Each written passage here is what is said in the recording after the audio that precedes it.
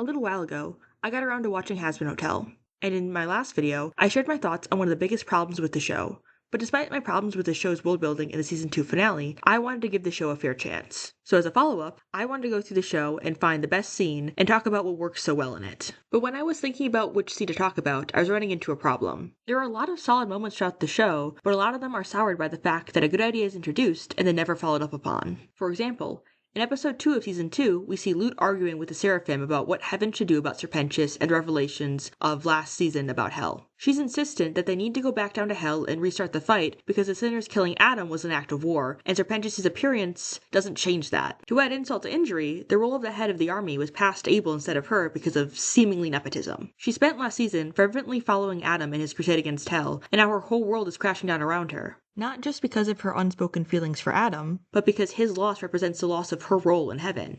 If this is suddenly allowed to happen, then all of a sudden it means that her role is less certain and her convictions are less solid, and who is she without those? After she's shut down, we see her break down in a really visceral way by herself in an alley, and she starts hallucinating about Adam and talking to that hallucination. This leads into the gravity sequence where she destroys Adam's room and sings about how she's going to destroy hell, not only because she thinks it's the right thing to do, but because of her grief over Adam. The conflict's gone from purely ideological to personal, and now her instability is making her even more volatile than she was before, and it sets up a lot of tension for the rest of the season. Now, even though the Seraphim are working to try to make things right with hell, Lute is going to be actively working against them. And opposed to last season, her fervor is heightened because she's emotionally invested in killing the sinners, specifically our protagonists. Then, Lute just disappears from the story. She's lurking in the background in a lot of scenes, like when the Seraphim inexplicably bring her to talk to Charlie. But beyond that, she's barely in the story at all. She has a moment in the finale where she tries to stop the protagonist from stopping the weapon from exploding, but when Abel finally stands up to her, she stops. There's so much build-up in the second episode and a lot of interesting ideas, but then there's just no follow-up. I've noticed this with both seasons. The beginning of every season is pretty solid and introduces a bunch of interesting ideas, and then by the time we get to around episode 6 of each season, things start falling apart. As soon as it comes time for the payoff, the show starts to struggle. It can't seem to follow up on any of the promises it made to the viewers. So when I was looking for the best scene, I specifically decided to look for the scene that has the best payoff for the promises the story set up. There are scenes that I think have better writing in a vacuum, and there are scenes that are more enjoyable, but I think the scene I've chosen does the best job at following up on the concepts that are promised to the viewers, is generally well constructed, and gives me the most hope about the future of Hazbin. Got it? Good. I've mentioned a couple of times so far this idea of promises. So what do I mean by that? This is a term I picked up from Brandon Sanderson and his lectures on creative writing. One of his philosophies breaks the story down into promises, progress, and payoffs. The beginning of the story makes promises, the middle of the story progresses those promises, and the end of the story pays off those promises, and hopefully in ways that exceed the audience's expectations. This is a simple outlining tool that helps make sure that the events in the start of the story end up mattering by the ending, that the story stays focused, and that the ending doesn't come out of nowhere. Every story makes promises about its genre, tone, plot, characters, and other similar elements, and audiences should be able to trust that these promises will be followed up on. Bring up Chekhov's gun. If an element is introduced, the audience should be able to trust that it will be explored, developed, or delivered on by the end of the story. And to be clear, subverting an expectation still falls under one of these categories, because it's still acknowledging that the promise exists. It's like saying, hey, instead of going out for ice cream, we're going to the movies instead. Instead of driving for hours in the opposite direction, then asking what you're talking about and calling you crazy when you ask how close you are to the ice cream shop. So, for example, let's look at the opening scene from How to Train Your Dragon. We get narration from Hiccup telling the audience about Burke, and he reveals that his home is plagued by dragons. We see how the whole village is fighting against the dragons, while Hiccup is relegated to being the blacksmith assistant. He argues with Gobber about wanting to get out there to kill dragons, and Gobber reminds him that he's so bad at Viking stuff that he shouldn't even try. But, after a while, he ignores Gobber's advice and runs out with the device he invented to shoot dragons out of the sky. He spots the most dangerous and secretive of all the dragons, the Night Fury, and fires a shot off at it. Miraculously, it hits, and he sees it go down in the forest. But of course, this is the one moment where no one was watching him. Except for you. And he gets chased around town. The chase destroys a whole bunch of property and undoes a lot of the efforts the other Vikings did to stop the dragons. And everyone, especially his dad, is really upset with him. What's being promised here? Well, dragons for one. But specifically, we're promised that the main story is going to be about Hiccup's relationship with the dragons. The hook of Hiccup hitting a dragon is introduced, so it's set up that this dragon specifically is going to be important to the story. But it's also set up that Hiccup is an outcast who is generally a disappointment to everyone, especially his father, but he really, really wants to kill a dragon to prove himself. This promises that the story will follow Hiccup as he seeks to prove himself one way or another. And all of this information is delivered in a monologue that's broken up with snarky dialogue between the characters. Despite the movie opening with an action-packed set piece, it will still be a mostly lighthearted, family-friendly comedic story. It would have been really weird if we had this opening, and then Hiccup decided to commit to being a bread-making Viking, and he never went into the forest to try to find the dragon he hit.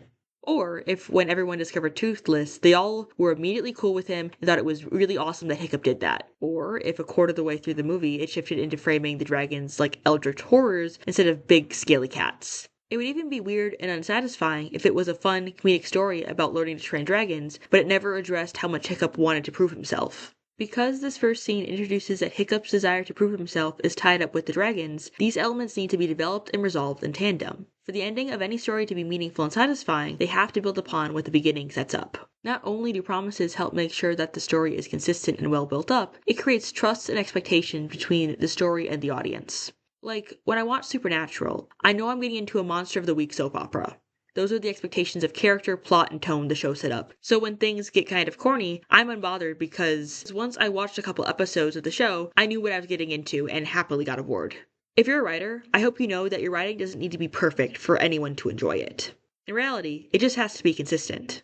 Like, when I go to McDonald's, I'm not looking for a high-quality, well-balanced meal. I go there because I want something greasy and salty.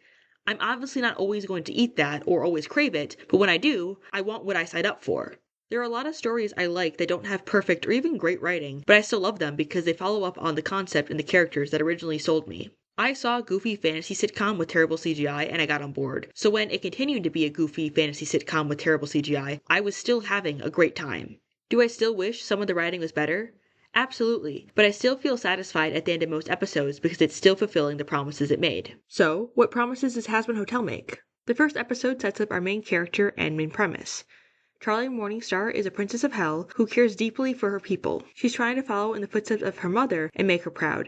And despite everyone around her doubting her and the citizens of hell being apathetic at best and actively enjoying hell at worst, she still wants what's best for them. So, she's attempting to create a hotel where sinners can be redeemed and get to heaven and avoid the yearly exorcisms. When Charlie gets a chance to meet with heaven, she pitches her hotel as a solution to hell's overpopulation instead of the exorcisms, but she's met with apathetic mockery. It's not that heaven doesn't think it's possible, they just don't care, and in fact, they're going to move up the next exorcism to be in 6 months rather than be in a year. Meanwhile, the B-plot follows Vaggie working with the residents of the hotel to create a commercial to promote the hotel.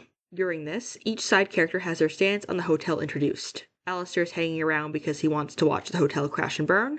Husk is forced to be there. Angel doesn't actually believe in the concept but wants free rent. Vaggie's distrust of everyone in hell but Charlie makes her skeptical of the hotel. And Nifty isn't taken seriously by the narrative so she isn't given an opinion. And all of this is presented in a light-hearted but earnest tone. The concept being set up is really solid. Princess of Hell wants to redeem sinners in hell, and there's a deadline of 6 months to make it work, otherwise all of our main cast is in danger of being killed by the angels. And each of the characters have a solid connection to the concept.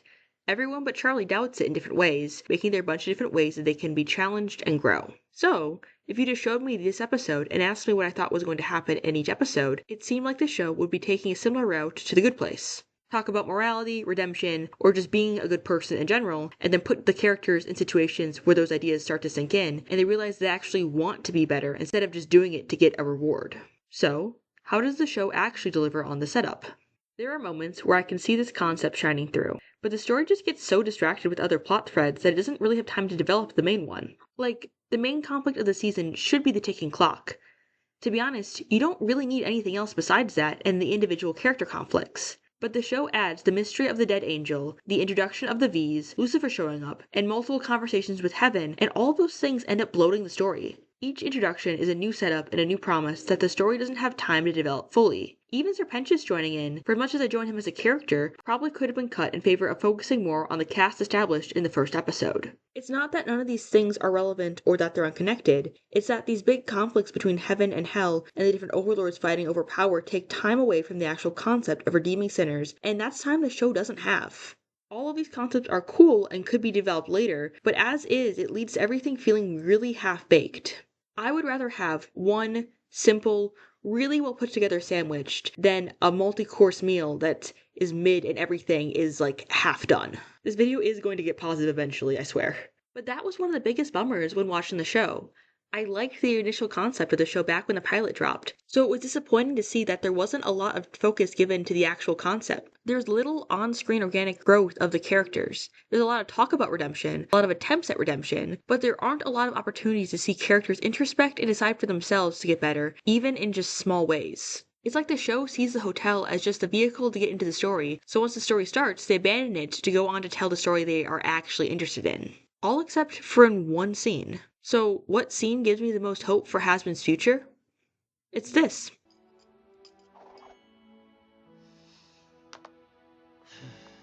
Hey, Hey, long day?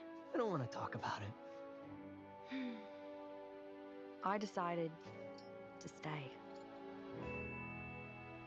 Overall, I think the show's use of Cherry Bomb is really solid. This show suffers under the weight of too many side characters, and it leads to a lot of them feeling underdeveloped or underutilized, and others feeling like they take up too much time in the story. But Cherry's on screen for the exact right amount of time.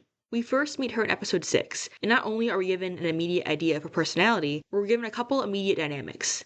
She's Angel's friend, and Serpentius' nemesis that he secretly has a crush on. It's a bit of a bummer because I think her introduction in the pilot is really good. It feels a lot more organic there, but what can you do? For the rest of season 1, she remains unchanged until Serpentius sacrifices himself for her. They weren't friends, and he didn't get anything out of it, but he still sacrificed himself. This triggers internal conflict for her, and it's super understandable. She seemed to find stability in the violence of hell, and now that her dynamic with Serpentius is gone, and gone because of what he did for her, she's adrift. She's forced to reckon with why someone would do that. Serpentius changed, but why? Then, in the midst of the rest of the patrons leaving the hotel, we see Cherry check in. She tells Angel that she's decided to stay, and that's where she is for the rest of the season. It's a simple moment that pays off everything that's been building with Cherry since she showed up. And it works so well with what, at least I thought, was one of the big ideas of the season. Charlie spent so much time running herself ragged trying to get people to stay to the point where she's losing sight of what the hotel actually stands for. Like Fox, she's too worried about appearances. But completely removed from Charlie's frantic efforts, Cherry decides to stay. Cherry, after having her life meaningfully changed by something someone did for her, decides to make a small change to start to change herself for the better. It would have been so interesting to see in the middle of the season Charlie take a moment and realize that in the midst of panicking, Cherry had moved in. When she wasn't trying to control everything and let people organically connect and introspect, change started to happen. The hotel does work. And then Cherry is mostly off screen for the rest of the season. And that's great. I love her, but she's a side character. Her arc shouldn't dominate the narrative. Her arc should support the larger narrative and themes. Her story fits with the concept and emphasizes the themes, and then once it's accomplished a little snapshot of it, it's done. And she's pleasantly in the background until the finale when her romantic arc with Serpentius can get some more momentum for next season. Cherry's arc is a great example of what the show can be if the writers show restraint, are true to their concept and themes, and allow the show's style to shine. This was a weird scene to pull, I know. And like I said earlier, there are probably technically better written scenes. But so far, this scene is like the only one that I can say without caveat is done really well. It's a little nugget of what the show could be and what I hope is still in store for us. So here it is. The best, or at least my favorite scene in Hazbin Hotel. I hope there's a lot more of this in season 3 and a lot less of this. Here's to hoping season 3 is much better than the last one, and thank you so much for watching.